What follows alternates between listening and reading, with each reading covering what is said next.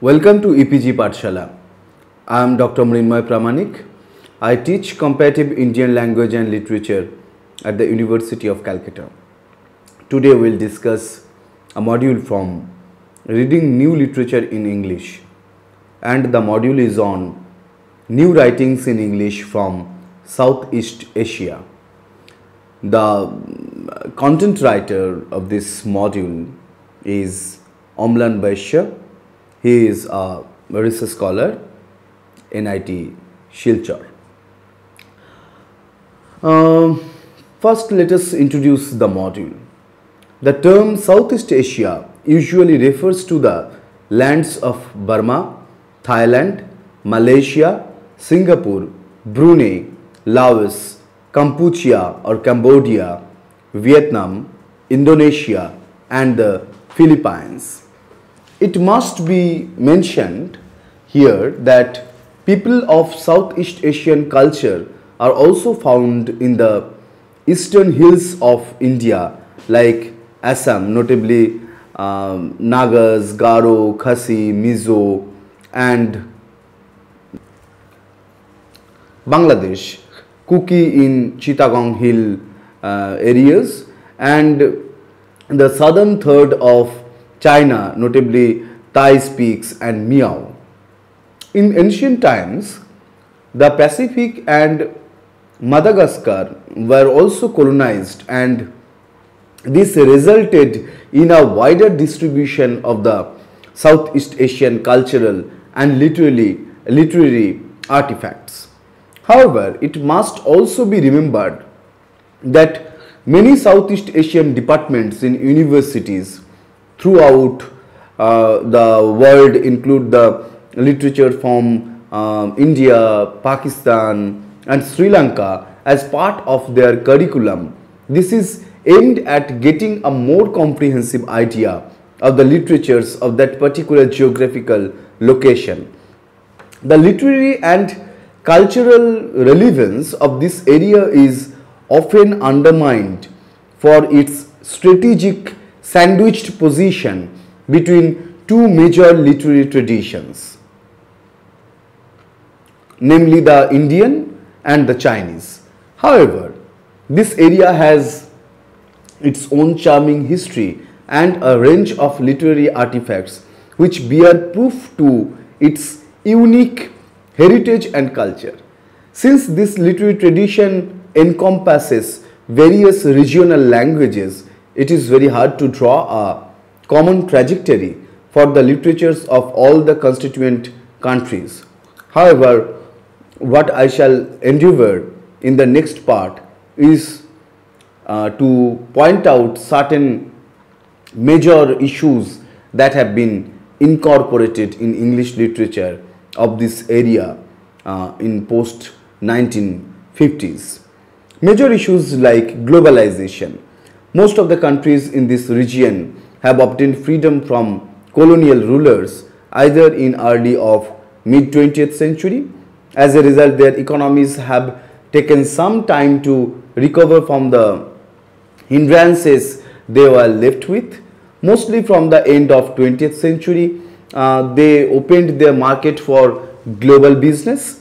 The economic liberalization did not only open up avenues for financial transaction, but also for cultural and literary negotiations. The opening up of the dominant Western culture helped them explore different modes and topics of writing in Western countries and also in the eastern part of their territories. Such exposure helped them deal with global issues more comfortably. A name for itself, whom to go to. India or Bharat, Burma or Myanmar. A country is in the eternal flux when it cannot decide a name for itself. It is not simply a name. The larger question becomes whom they do side with. With the influx of Western economy, no longer are they countries being watched from a distance by the world at large. World superpowers are making their visits and opening of their gift boxes of democracy. Let us now, as a case study, consider the Burmese condition. Why has the Burmese government decided to negotiate with the West from the last decade of the 20th century? One reason is obviously because they are afraid of becoming a Chinese state. Mandalay and much of Upper Burma is owned by Chinese business. And crucially, China is set to open up a trade route from Yunnan province ending up in the Bay of Bengal.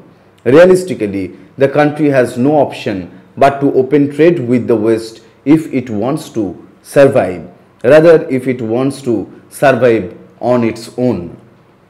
Censorship. Most Southeast Asian countries lack a refined version of democracy to look up to and solve the eternal situation of crisis. Except the Indian subcontinent, all other countries have gone through an authoritative totalitarian regime, be it in the form of a right-wing fascist government or a socialist nationalist rule. Such regimes have historically depended much upon controlling all spheres of cultural manifestation, especially the literary field. The rule of emergency imposed on the Indian democracy in 1975 by the then Prime Minister Mrs. Indira Gandhi was such a period when the free movement of the press was restricted and many progressive writers were jailed and humiliated. Quite understandably, a whole gamut of literature against this fascist regime came up both during and after the period of crisis.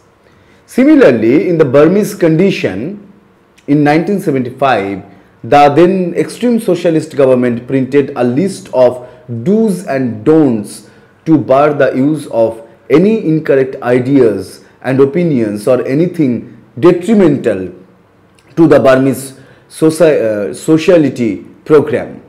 The resulting mass censorship over successive generations was not merely a case of writers' freedom being jeopardized by the censor's pen. In fact, during General N.E. Win's government, he becoming increasingly paranoid, banned the use of the word sunset simply because his name roughly translated as sunrise. So he assumed that writers using sunset would be assassinating him in print. Ne Win's ruthless socialist agenda also forbade the color red because of its communist association, and later on until Aung San Suu Kyi was released from periods of imprisonment and house arrest. Ne Win's successor, General Than Shwe, banned the use of the word mother. This time the reason was that mother was one of the many nicknames that Da Suu Kyi's followers conferred her with. The colonial memory.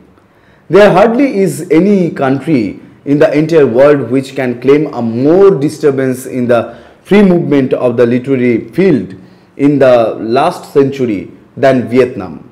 The longer war against the mighty America from 1950s to 1970s was a period of complete cessation of the growth of literature. Vietnam's old generation of writers argues against the notion of the writer who does nothing but write. To older socialist Vietnamese, a writer may have a special vision, but they must also work for the good of the society that he or she lives in. One of the key observations of writers in Vietnam is just how much Vietnamese fiction writing can be viewed generationally from that of the older generation aligned to the state to the work of younger writers who refuse to view the war temporarily as the social and cultural watershed it was for their parents. This may be interpreted as a reaction against the tendency to showcase the collective traumatic history of a nation to overshadow the importance of contemporary concerns. A similar approach to literature could be found in the writings of some Bangladeshi writers who denied to acknowledge Mukti Yuddha, the war of freedom, as the single watershed event of the country in the later half of the last century. They rather preferred to look at the larger socio-political issues that are plaguing the country in the present days. The text and writing practices of contemporary young Vietnamese authors like Hanoi's postmodernist Phan Nguyen Thu and Ho Chi Minh's city's hip-hop open-mouth writers mark a sharp contrast to those of earlier writers who grew up during the trauma of the Vietnam War, such as Tran Dan Kho and Bao Ninh Ha, whose 1991 novel The Sorrow of War, a novel, brings forth a narrator so defined by the war that he is unable to escape. The novel he writes. Tradition and modernity, or tradition versus modernity. With the end of the colonial rule, the writers of the colonized countries started looking back at their own indigenous literatures and histories that were hitherto unacknowledged. However, almost at the same time, the writers were exposed to Western influences through the inroad of a free market economy. The project of looking back halted for some time. There started a negotiation between the two modes of influences. Progressive left writers have almost unanimously accepted both the forms with open arms and advocated for an interplay between them, whereas the right-wing nationalist brand of writers are most bent on a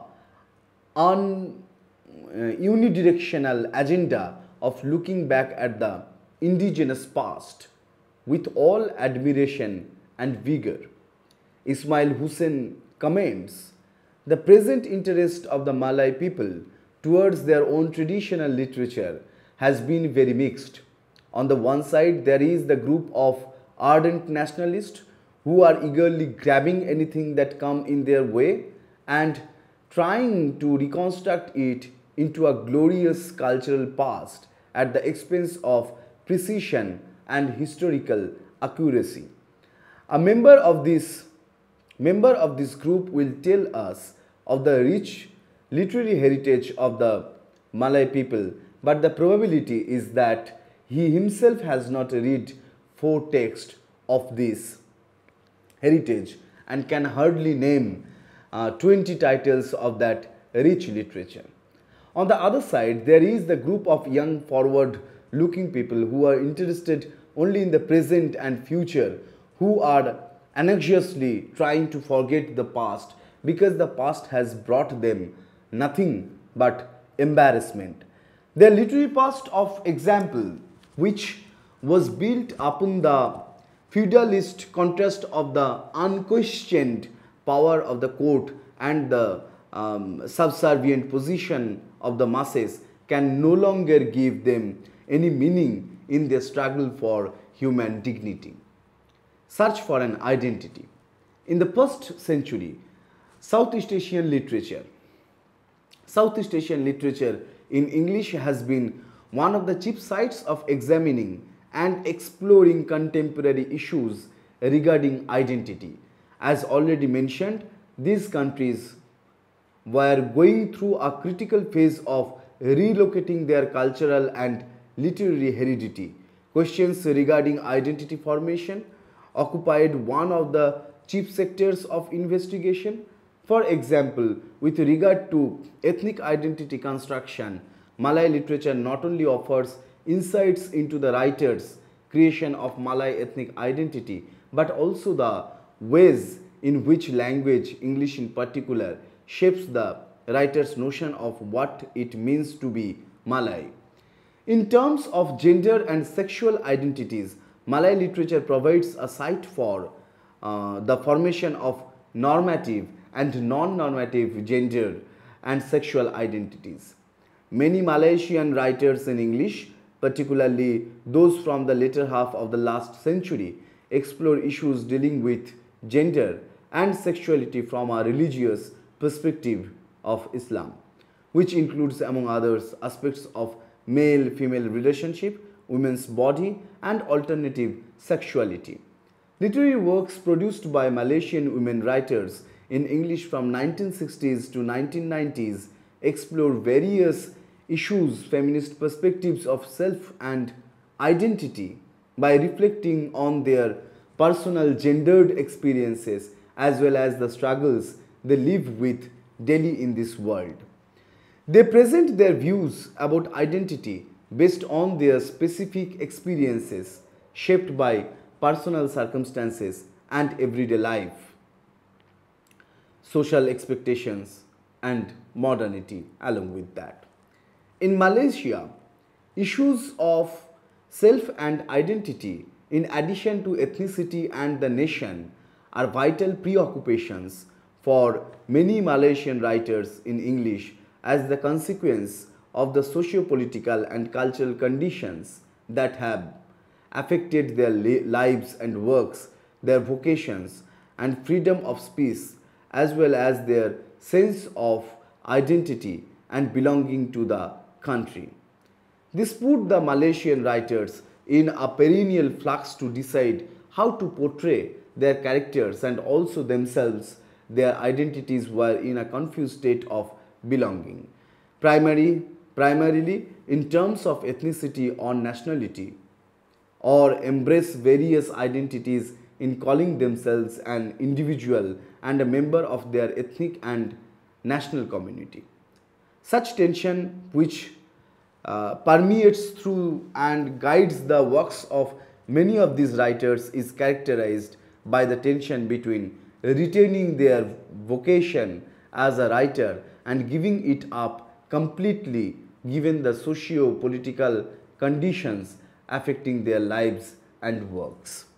As a case study, we shall carefully discuss two major writers and their chief works in order to understand the different issues and techniques at play in New Southeast Asian writings. Our first author is Tehmina Durrani from Pakistan, and her autobiographical masterpiece, The Feudal Lord, 1994. Durrani is a Pakistani women's writer, rights activist, and author whose first book, The Feudal Lord, is about the traumatic and ghastly experiences she faced as a wife in a conservative Islamist family in Pakistan when she was married to Ghulam Mustafa Khan, the then Chief Minister of Pakistan. At a tender age of 17, Durrani was married to Anish Khan, with whom she had a daughter. However, they separated in 1976. Later, Durrani married Khan, who had married 4 times already.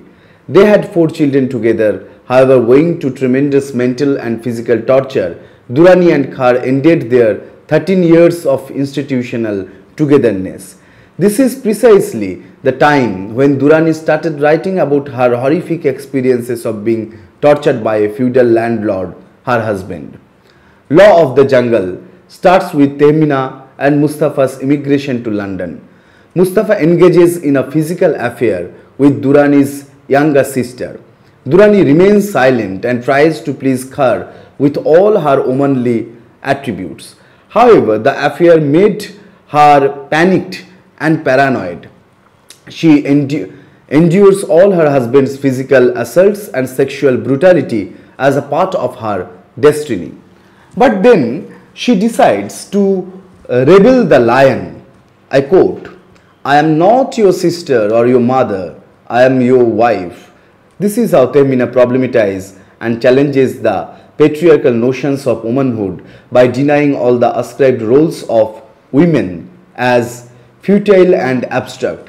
But Mustafa can never allow her to leave him because he considers her as his carnal play toy, and moreover, such a decision of her essentially challenged the manliness of the most talked about figure in Pakistan. As a complement to Durrani, we shall study the poetry of Ocean Vuong and his book Night Sky with Exit Wounds. When thinking about Night Sky with Exit Wounds, our Copper Canyon Press published it in 2016 by Ocean Vuong, one is captured by the beginning moments of the book beginning from within, wanting more than what was given or offered. Then that wanting peeking through a limited access, watches a man being loved by nature. But in these few lines, one falls in love with the lyrical imagery Vuong paints us with. It is this act of labor we have come to love from Vuong. The way he scripts a scene reminds us of the endless opportunities language often hides from us. In the opening poem, Threshold, the speaker watches through the keyhole not the man showering, but the rain falling through him. It is a secret moment as holds his clutched breath behind the door, watching and waiting. Yet in this clandestine act, the speaker still coaxes his readers in with him to watch water like guitar strings snapping over his gloved shoulder. Once we turn the page, that we learn the cost of looking was to lose your way back with eyes wide open. The poem ends almost abruptly, the couplets giving way to a single line stanza. It is a fine introduction to a book where one loses oneself in looking at oneself while peeping through the lives of others. Simple and understandable, the poem is a fresh stroke of air before the dive into deeper waters, the beginning of a longer journey. For Vuong, it is world unreasonably punctuated by violence. Book ended on one side by colonialism in Vietnam, the Vietnam War, and on the other hand, what we see today. In the second section, Vuong introduces us to the intersection of Vietnam and his family's history. As we journey from one poem to another, we realize how one's identity is constructed in the face of a preconditioned notion of social and cultural milieu. In the poem, Awed with Burning City, we see an overlapping of two otherwise contrasting experiences, the evacuation of American civilians and Vietnamese refugees during the fall of Saigon, all the while telling the story of a man trying to persuade a woman to have sex with him. This evolves as a fine documentary on how bodies react to each other when they wish to get closer, and at the same time, their primary concern remains to evade any upcoming danger. The poem becomes the true meaning of love and war. Vuong is showing us how he wishes to entrust the body to acts of love while destruction is literally tearing at the window.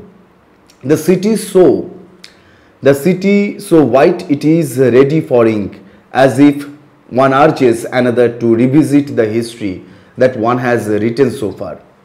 Giving up the fear of destruction, of harm, for the immediate response to love is what entices a reader.